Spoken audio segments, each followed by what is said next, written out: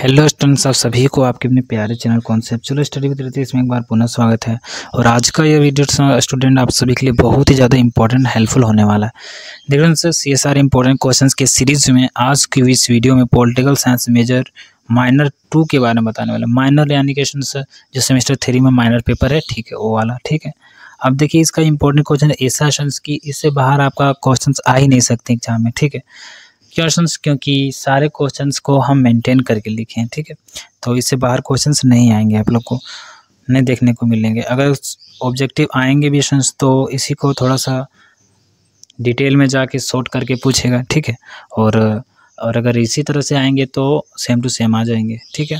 अब देखिए क्या है, सबसे पहला क्वेश्चन देखते हैं। उससे पहले अगर आप चैनल में नए होंगे तो जरूर से सब्सक्राइब जरूर से कर लीजिएगा, क्योंकि चैनल आप लोगों के लिए बहुत ही ज़्यादा इंपॉर्टेंट है, ठीक है। और यहाँ पर इंपॉर्टेंट क्वेश्चंस डालते ही रहते हैं हम, तो जरूर से सब्सक्राइब कर लीजिएगा।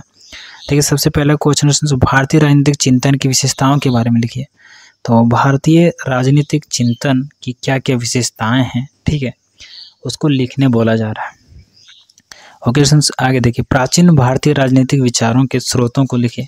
तो प्राचीन भारतीय राजनीतिक जो चिंतन थे, यानी कि जो पहले भारत में होता था, राजनीतिक विचार थे पहले, उसकी जानकारी का स्रोत क्या क्या है, ठीक है। उसको हम लोग कैसे जान पाते हैं कि पहले कैसा चिंतन था, राजनीतिक चिंतन, उसको हम लोग कैसे जान पाते हैं, उस स्रोतों को लिखना है। अब देखिए, वैदिक साहित्य और राजनीतिक चिंतन के बारे में बताएं।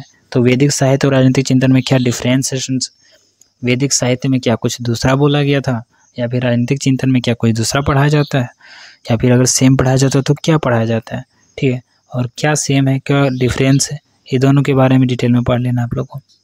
मनु के राजनीतिक विचारों की विवेचना कीजिए। तो जो मनु थे उनके राजनीतिक विचार कैसे थे, उसके बारे में आप लोग को पढ़ लेना डिटेल में। रामायण में निहित राजनीतिक व्यवस्था का विस्तार पूर्वक उल्लेख करें। तो रामायण में राजनीतिक व्यवस्था का भी लिखा गया है, किस तरह के होने चाहिए, ठीक है।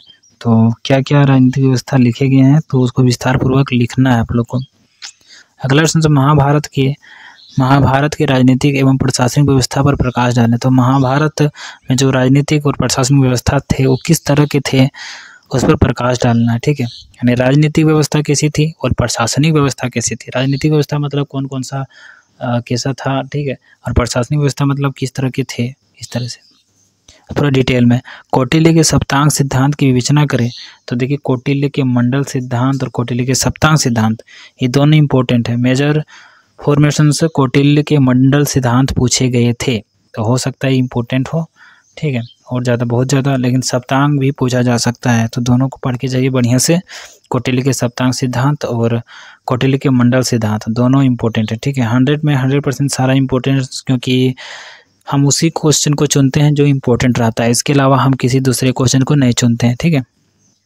अगला क्वेश्चन क्या है, बौद्ध दर्शन के राजनीतिक चिंतन के प्रमुख तत्वों का वर्णन करें। तो बौद्ध दर्शन में बहुत सारे राजनीतिक चिंतन किए गए हैं, तो उनमें प्रमुख तत्वों का वर्णन करना है कि क्या प्रमुख तत्व थे, ठीक है।